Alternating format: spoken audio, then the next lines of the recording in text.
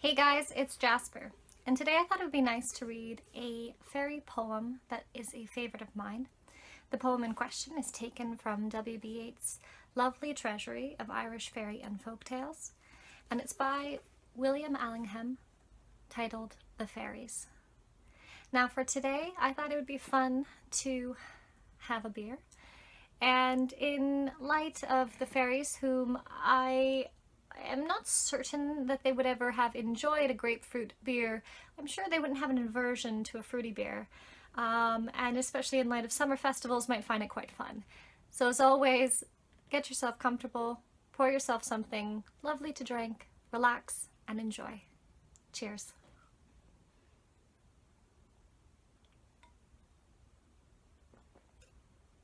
The Fairies.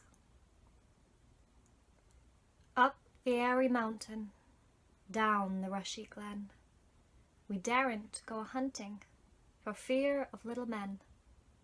Wee folk, good folk, trooping all together, green jacket, red cap, and white owl's feather. Down along the rocky shore, some make their home. They live on crispy pancakes of yellow tide foam.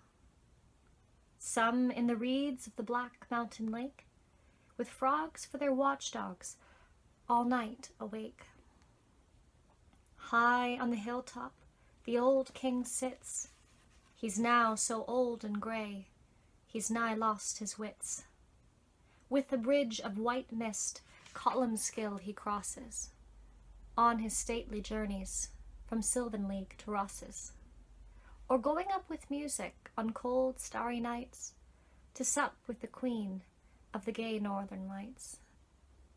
They stole little Bridget for 7 years long. When she came down again, her friends were all gone. They took her lightly back between the night and morrow. They thought that she was fast asleep, but she was dead with sorrow. They have kept her ever since, deep within the lake, on a bed of flag leaves, watching till she wake. By the craggy hillside, through the mosses bare, they have planted thorn trees for pleasure here and there. Is any man so daring as dig them up in spite? He shall find their sharpest thorns in his bed at night. Up the airy mountain, and down the rushy glen, we daren't go a-hunting for fear of little men. Wee folk, good folk, trooping all together, green jacket, red cap, and white owl's feather.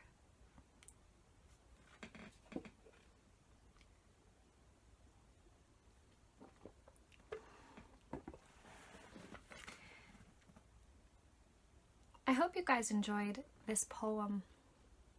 What I love about this is it gives you for such a small poem, it gives you a grand look into what the Celtic fairy is, particularly in folklore.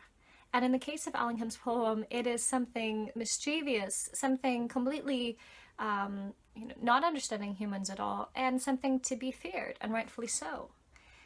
The way the poem starts, up the airy mountain, down the rushy glen, it pulls you right in, and it sets sort of an enchantment of its own. And the way that it ends, repeating this stanza, is so incredibly powerful, because that sort of enchantment and invitation you feel to go after the thing that they tell you is sort of a fearful thing.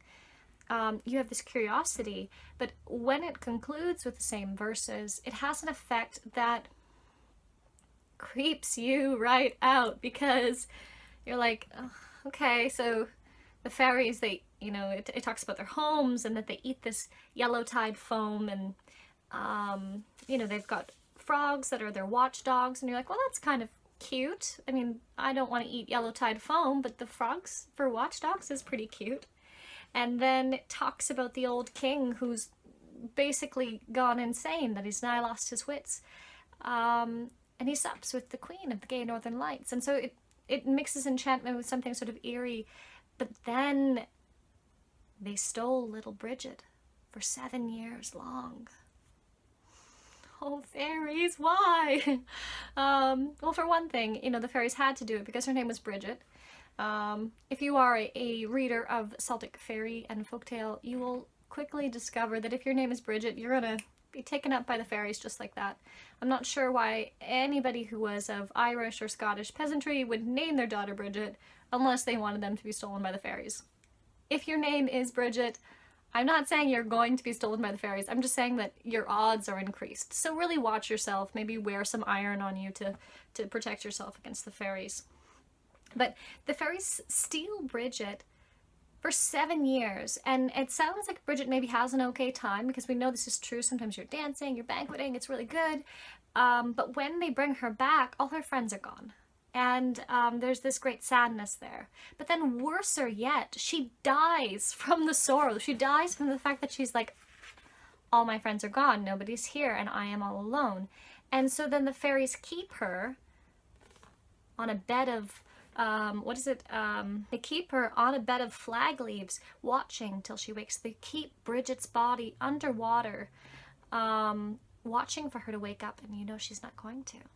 And part of it with Bridget is that the fairies don't understand, you know, what it is to be human, and they don't understand, you know, what it is we need. And this is why, you know, people who are in fairyland a very long time, sometimes they starve to death or they dance their feet right off, because fairies don't understand, you know, that as humans we have certain limits, that the fairies who ride on the wind and dance on the tide, you know, have no bounds. They have no, you know, well, certainly they do have boundaries when it comes to iron and things that have to do with the cross and holy water, cemeteries and that sort of thing. But, so they have boundaries, but they don't have the same sort of physical boundaries that we as humans have. So they don't understand.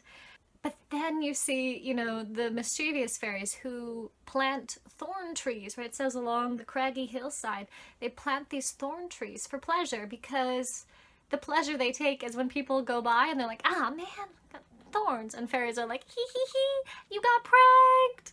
But they also, at the same time, if you dig up their thorn trees, because they're like, darn thorn trees, these were probably planted by the fairies to prank us. If you dig them up, the fairies are going to then take those thorns from the thorn tree that you dug up to spite them, and put the sharpest thorns from that thorn tree in your bed to prick you at night.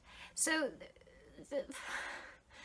certainly this picture that Allingham illustrates of the Celtic fairies is that as much as there's this enchantment and there's this wonder around them, up the airy mountain, down the rushy glen, and they have all these sort of cute factors, you know, with their, you know, their green and red outfit, and there's the frogs with the watchdogs, and again the crispy tide foam, yum yum yum yum, you know, that yellow gross foam that collects around the shore. Crispy pancakes of yellow tide foam. So there's all these kinds of cutesy things. There's you know, hints at nobility with the king fairy who visits the queen of the gay northern lights. But then, you know, again, the cruelty of the fairies, the lack of understanding of the fairies on the part of, you know, human boundaries with Bridget, and their mischievousness, but also their anger with the thorn trees. And they're certainly not a force to be reckoned with.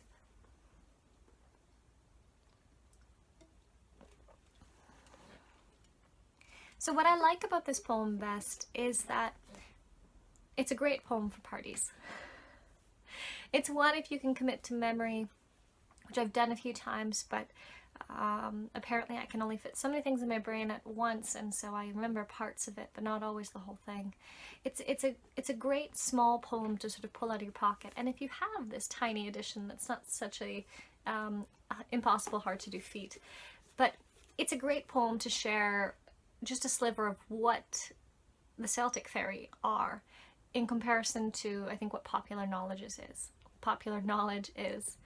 And this is a reason why I really love using this poem with new students that I have, to introduce them to fairies, introduce them to that there are different types of fairies, and that the fairies certainly we have in many of film adaptations, and our, you know, pixies in Disney are different sorts of creatures and there are similarities, and I think that it's neat for students to be able to see, well, this is the roots of the thing that they know now, but it's also neat in the way that Allingham's poem for a new generation revitalizes the image of the fairy that's been, you know, largely turned to pixie dust.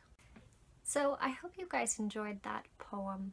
Comment down below and let me know any questions you might have, any thoughts on the poem itself.